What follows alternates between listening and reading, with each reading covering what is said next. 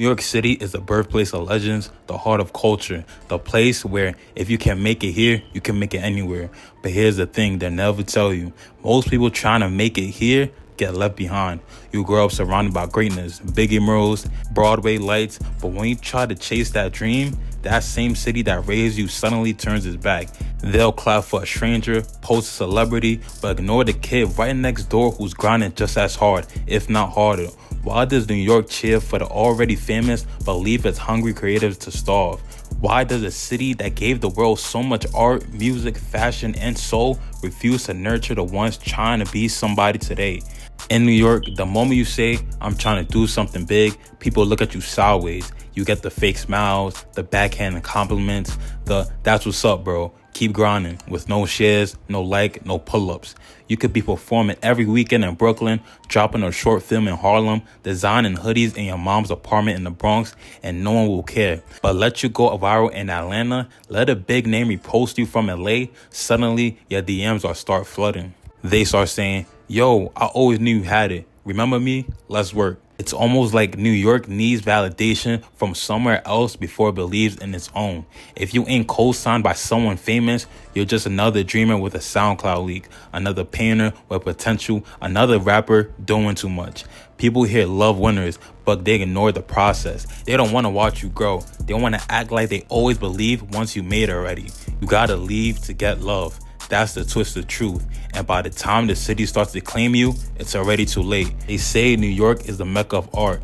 It's that place to be if you're a creative. But that's not the full story, because New York doesn't support its artists. It supports art that already has a price tag. You walk through galleries and see street-inspired pieces selling for $50,000. But the actual street artist who inspired it can't get a mural funded in its own neighborhood. You see corporate-backed concerts labeled for the culture, but none of the performers are from Queens, Harlem, Staten Island, or even the Bronx. They flew in talent from LA and London, and while local legends still can't get booked without paying a fee.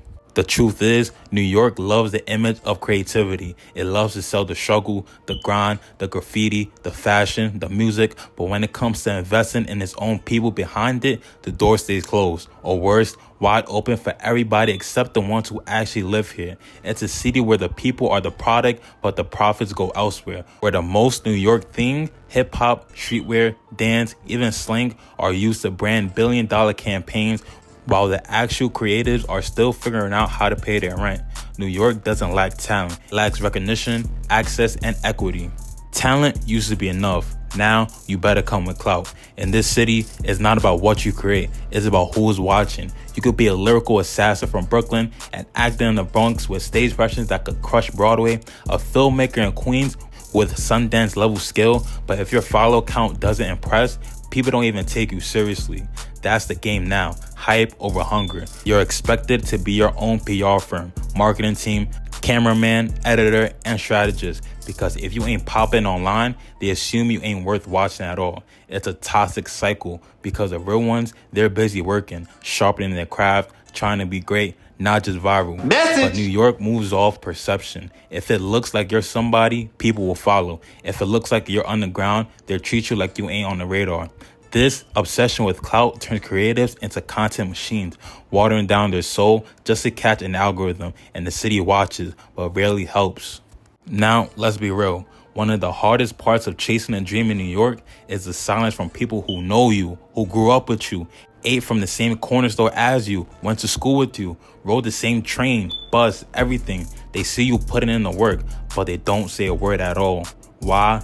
Because in New York, support feels like a competition. They'll call you a dick rider for supporting your own peoples. Message! If you shine too bright, they feel dimmer. If you start moving up, they start questioning their own lives. So instead of clapping, they stay quiet. Instead of reposting, they scroll past. Instead of saying, yo, keep going, they hit you with the, you think you famous now? Or you doing too much?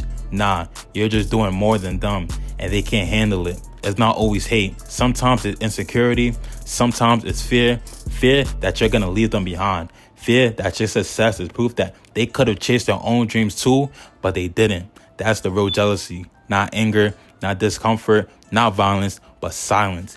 and it hurts more than hate because it comes from people who thought would be in your corner, but instead they watch it from a distance, waiting to see if you fail.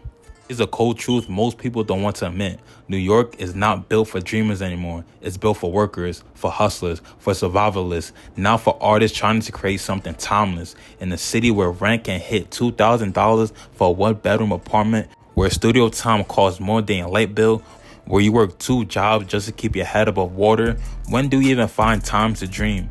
Art needs space. Creativity needs stillness.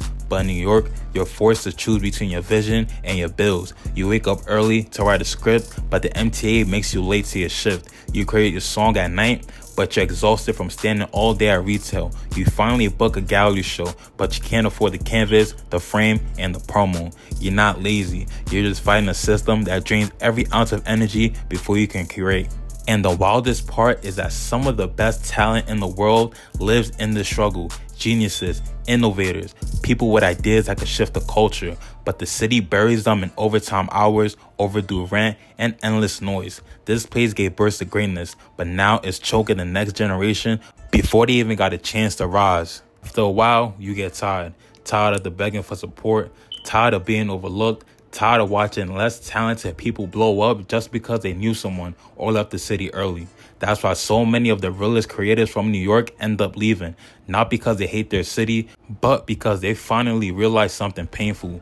This city might love me, but it doesn't value me. You move to Atlanta, and suddenly you're booked every week. You touch down in LA, and people are asking how they can help. You post from another state, and folks from back home start messaging you like they always believed in you. But where was that love when you first were local, where you were struggling to fill seats at a showcase in Queens, where you were selling $20 hoodies in the freezing cold? It's not fake, it's delayed. Delayed support, delayed recognition, delayed respect. And sometimes that delay calls people their dreams. So they go where the love is real, where opportunity feels possible, where community isn't just a buzzword, but a living, breathing network of people that actually want to see you win. And that's the tragedy. New York breeds greatness, but it doesn't always keep it.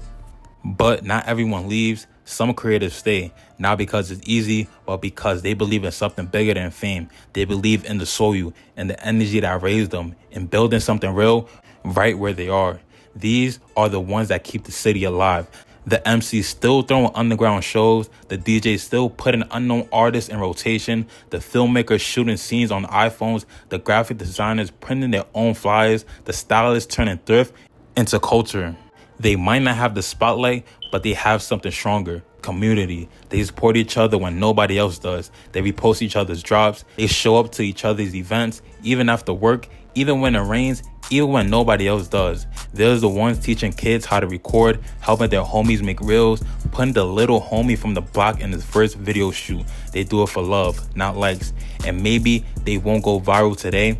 Maybe the city won't celebrate them until much later, if ever, but make no mistake, they are the heartbeat of New York's future, quietly building what the industry forgot, brick by brick, bar by bar, vision by vision. They're not just staying, they're planting seeds.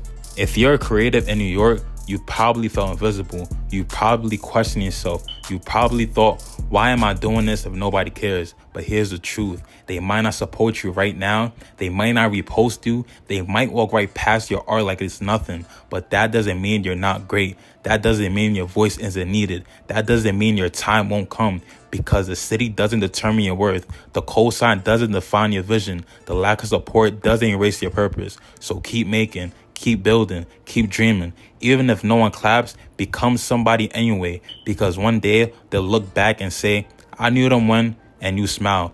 Knowing they could have supported you then, but you didn't need them to. So, moral of the video is, support your creators while they're still in the trenches. Don't wait for the